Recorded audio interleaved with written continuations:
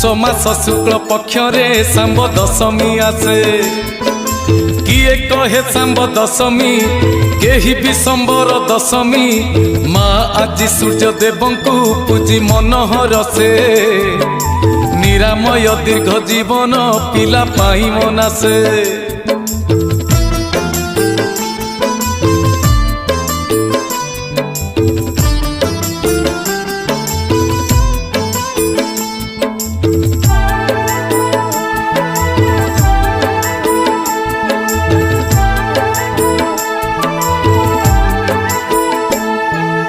अरुआ पिठौ झोटी रे आंकी सूर्य मूर्ति खोला अगणा की दांडरे एही पूजा करंती जेते पिला सेते प्रकार आयोजन पिठा पणार पिला ना धरी सूर्य को माँ बाढ़े प्रणति।